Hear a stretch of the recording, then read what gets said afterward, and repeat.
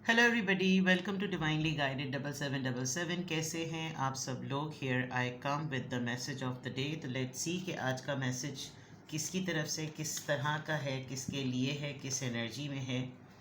किसकी तरफ से तो नहीं होता, मैसेज तो मैसेज ही होता है। टाइमलेस होगा, जनरल होगा, कलेक्टिव होगा। जब कभी भी आपकी नज़र से गुजरेगा तो ये आपका मैसेज होगा। आज मॉर्निंग में नहीं आया, आज आफ्टरनून में आ रहा है। तो जब कभी भी आप इसको देखेंगे या तो ये आपके लिए मैसेज है, और अगर आप इसको एंड ऑफ द डे देखेंगे तो ये आपके लिए डे रिफ्लेक्शन होगा। मैसेज आपने वही लेना है जो लगे आपको अपनी सिचुएशन से मैच करता हुआ। टैरो में ये मैसेजेस आए हैं, सब आपने अपने ऊपर इम्पोज नहीं करने, और इनकी बेसिस पर आपने कोई फाइनल डिसीजन नहीं बनाना। आप अपनी प्राइवेट रीडिंग करवाएं, ज़रूर करवाएं। दो कार्ड्स आ गए हैं, हर्मिट। सबसे पहले सबसे बॉटम पर टावर कार्ड था और फिर हर्मिट कार्ड था। किसी चीज़ को आपने जहन पे बहुत ज़्यादा सवार किया हुआ है, किसी केओटिक सिचुएशन को, और आप उसको सवार करने के बावजूद बहुत ज़्यादा खामोश हैं, चुप हुए हुए हैं। तो बर्दाश्त कर रहे हैं कोई बात, कोई फड्डे वाली बात बर्दाश्त कर रहे हैं, कर रहे होंगे। हैंगमैन, यस, बर्दाश्त कर रहे हैं। आपको कुछ चीज़ों का मेजर रियलाइजेशन भी हो रहा है। और बॉटम ऑफ द डेक पर है the wheel of fortune. Well, it's going to be the success of your बर्दाश्त। चीज़ें आपके फेवर में हैं, चीज़ें आपके कंट्रोल में हैं, चीज़ें आपके पास हैं, चीज़ें आपके पास से संभली हुई हैं। ऐसा कुछ भी नहीं है। यू नो देखिए, कुछ चीज़ों में होता है, कार्मिक सिचुएशन भी होती है। अच्छे काम करते हैं तो अच्छे रिजल्ट्स मिलते हैं। समथिंग इज़, कुछ कोई है आपके नसीब की बात है, कोई आपकी चीज़ों को मिलने वाली बात है। एक बहुत ही अपहीवल मोमेंट, एक बहुत ही ख़तरनाक से मोमेंट पर आपका कुछ अच्छा हो जाना। एक ऐसी सूरत हाल में जब आपको लगे कि सारी दुनिया में जैमर्स लग गए हैं, मैं क्या करूं, मेरा क्या होगा, बट लक आपके साइड पर रहेगी।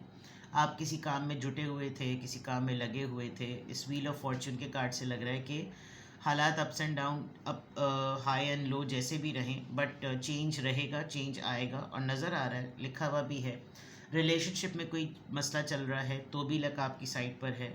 आप किसी फ़ैसला को लम्हे पर हैं कि बस अब फ़ैसला कर दिया जाए, तो भी जो आपका फ़ैसला होगा वो आपके फेवर में रहेगा। और ये साइकिल ऑफ लाइफ है, कभी सही चल रहा होता है मामला, कभी डाउन चल रहा होता है मामला। तो इसको ऐसे ही लेना चाहिए कि जैसे डीलिंग जो होती है वो सबसे इम्पॉर्टेंट होती है। तो आपकी बॉटम ऑफ द डेक पर अगर व्हील ऑफ फॉर्च्यून आया है तो दैट मीन्स इस वक्त आपकी लाइफ में जो भी मामला चल रहे हैं, आप फैसला लेंगे, प्लानिंग करेंगे, सोचेंगे, कुछ कहेंगे, कुछ बोलेंगे, वो वन ऑन वन आपके लिए विन विन सिचुएशन होगी। एक तो ये चीज़ आ रही है। मैं इसका कॉन्टेक्स्ट देखती हूँ कि व्हील ऑफ फॉर्च्यून आया क्यों है। व्हील ऑफ फॉर्च्यून एक बोरिश, यू नो एक ऐसे पर्सन से आपकी डीलिंग का है जो बहुत ही अपने आप को डिक्टेटर डिक्लेयर करता है। बहुत ही, जैसे वो बहुत ही उस एब्यूज़िव भी हो सकता है, नास्टी भी हो सकता है।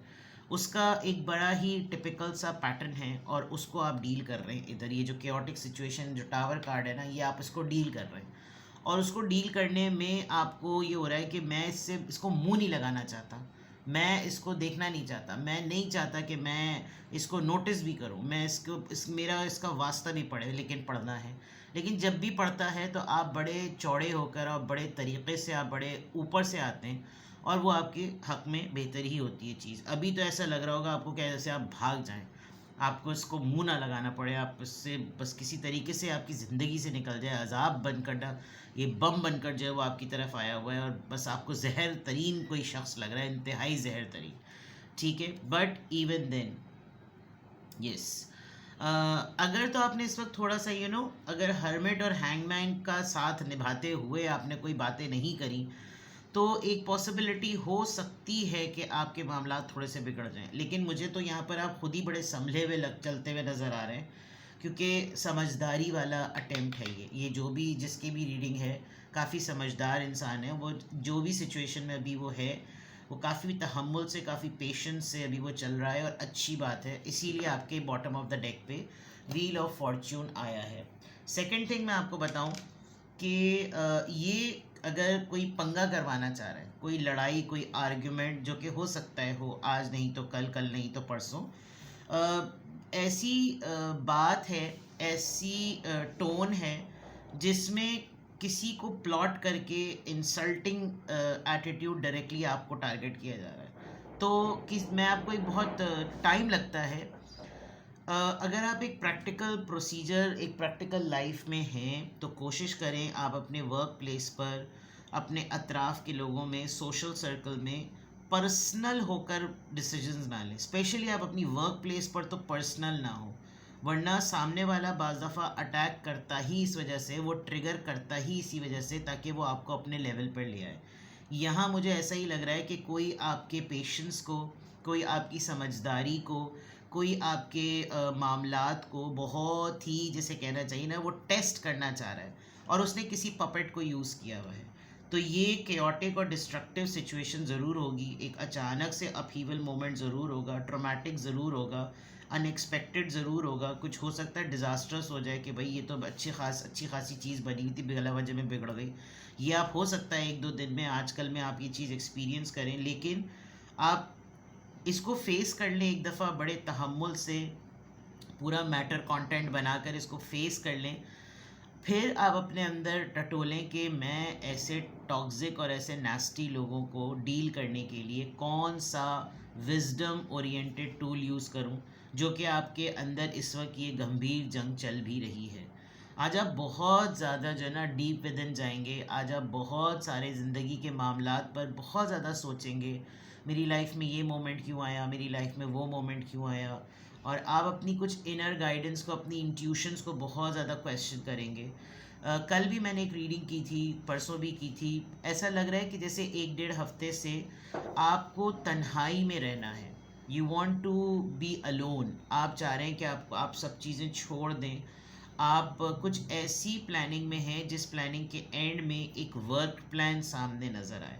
मे बी आपको एक चेंज की ज़रूरत है, आपको बहुत कुछ अपनी सराउंडिंग में मेजरली रियलाइज़ हो रहा है, और उस मेजर रियलाइजेशन में मसला ये है कि आप अभी चारों तरफ से बहुत बंधे हुए हैं, आप बहुत ट्रैप्ड फीलिंग में हैं, और अब आप बहुत कन्फाइंड हैं, आप बहुत अपनी आपकी बड़ी सेल्फ लिमिटिंग बिलीव्स हुई हुई हैं कि मुझे पता भी चल जाए तो फिर मैं कर ही कह सकता हूँ। मतलब आप अननेसेसरीली अपने आप को बेबस महसूस कर रहे हैं, एक अनसर्टेनिटी है, एक लैक ऑफ डायरेक्शन आपको फील हो रही है कि यार हमेशा एक ऐसे पॉइंट पर आकर मेरी लाइफ आ जाती है जिसमें मुझे डिसिसिव मोमेंट्स का सोचना पड़ता है, लेकिन मैं हर चीज़ को अगर लेट गो कर दूं तो सामने वाला शायद मुझे हल्का समझेगा, सामने वाला समझेगा कि मेरी शायद कोई कमज़ोरी है, मुझे कन्फ्रंट करना नहीं आता, इस तरह की चीज़ें।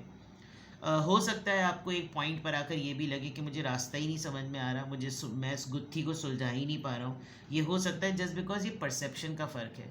एक पॉजिटिव माइंडसेट का इंसान मुस्तकिल एक नेगेटिव और एक क्रिटिकल माइंडसेट के इंसान से, देखिए एक इंसान पला बड़ा ही नेगेटिव माहौल में है, उसने सब कुछ देखा ही क्रिटिकल है, उसने सब कुछ बेयर ही ऐसा किया है जिसमें उसको क्रिटिक्स का, ह्यूमिलिएशन का जवाब देना कैसे आता है, कैसे जवाब दिया जाता है, जलील कैसे किया जाता है, बेइज्जती कैसे करो। अगर वो ऐसे ही माहौल में पड़ा है तो आप उससे कैसे एक्सपेक्ट कर सकते हैं कि वो पॉजिटिव या हेल्दी माइंडसेट की बातें करे, ऐसा हो ही नहीं सकता। तो एक आपकी कॉन्टेम्पलेशन जो है वो एक रिज़ल्ट ओरिएंटेड चलेगी आज के पूरे दिन में। कल मुझे लग रहा है कि आपकी एक कल की कोई सिचुएशन रही है, और उस कल की सिचुएशन की वजह से you are not finding the right person to discuss such things. आपको समझ नहीं आता है बाज़ दफ़ा कि आप कैसे इन तमाम चीज़ों में किस पे रिलाई करें और किस पे भरोसा करें, और कैसे इन बातों के ऊपर आप जो है ना कोई वर्क करें। तो ये एक बहुत बड़ा जो है ना वो मामला हो सकता है। ये आपके मैसेज ऑफ द डे में है। अच्छी बात यह है कि समझदारी से शायद आपको ना समझ में आ रहा हो, आपको पता ही ना चल रहा हो कि आप बड़ी समझदारी से चल रहे हैं, और अगला आपकी इस समझदारी, इस तहम्मुल, इस सब्र और इस पेशेंट नेचर से ही वो इंसान जो है ना वो ट्रिगर हो रहा है, होए चले जा रहा है, होए चले जा रहा है, वो कोई ना कोई आगे से कोई ऐसी बात कर देगा। तो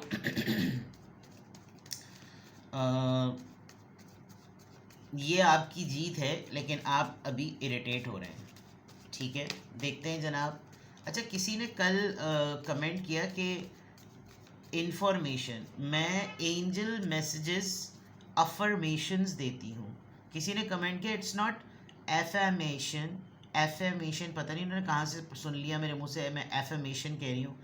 इट इंफॉर्मेशन? तो पहले तो आपका सेंटेंस ही गलत था, जो भी खातून हैं आपके साहब बहादुर हैं. It's affirmation. एंजल मैसेजेस के थ्रू क्या अफर्मेशंस आ रही हैं? Please correct your self. चलिए देखते हैं जनाब किस एंजल नंबर से, क्योंकि मेरी तरफ से अदा किए हुए अल्फाज ही अगर आपको समझ में नहीं आएंगे तो आपको रीडिंग कैसे समझ में आएगी? अगर आपकी लिसनिंग स्किल्स वीक हैं तो फिर तो आप मैसेज ही नहीं पिक कर सकेंगे कि आपकी टैरो रीडिंग में मैसेज क्या आया है. तो प्लीज़ पढ़िए और फिर सुनिए. एंजल मैसेजेस से क्या अफर्मेशन आ रही हैं? 666 सेंटर्ड. ठीक है, it's these two cards are wonderful. और इस मेरी पूरी बात को ये यहाँ पर समराइज कर रहे हैं. वेकअप कॉल है आपके लिए कि आप री एग्जामिन करें अपनी करंट सिचुएशन को, जो आप ऑलरेडी हर्मिट मोड से कर रहे हैं. And change the direction of your thoughts so you can raise your vibration to a more positive frequency. किसी भी नेगेटिव इंसान को डील करने का सबसे बेस्ट तरीका ये है कि आप एक हेल्दी पॉजिटिव माइंडसेट के साथ ही उसको डील करें. वो कितना ही आपको क्रिटिकल चीज़ें दिखाने की कोशिश करे, आप उसमें से वो चीज़ देखें कि पॉजिटिव क्या है. और जितना आप उसके ऊपर अपना फोकस करेंगे, क्योंकि देखें आप दो डिफरेंट शख्सियात हैं. एक वो इंसान जो नेगेटिव और क्रिटिकल है, और एक आप जो कि, क्योंकि 666 आया इसका मतलब ट्रांजिशन हो चुकी है पर्सनालिटी में. 555 55 या 5 नंबर के बाद जो भी चीज़ें जो नंबर्स आते हैं, इसका मतलब आपकी पर्सनालिटी ट्रेट जो है ना वो चेंज हो चुका है. और यहाँ आपका पॉजिटिव माइंडसेट होना, उसकी फ्रिक्वेंसी को हाई वाइब्रेंसी में लाना ही आपका सबसे बड़ा टूल होगा. और उसके लिए आपने एक ही चीज़ करनी है कि आप one at a time task को लें and think about that it is I am centred. मैं फोकस्ड हूँ, मैं सेंटर्ड हूँ, मैं प्रिसाइज्ड हूँ, मैं क्लियर हूँ. कोई दूसरी तीसरी बात करनी ही नहीं है. ठीक है, तो आ गया जनाब आज के अफर्मेशन में.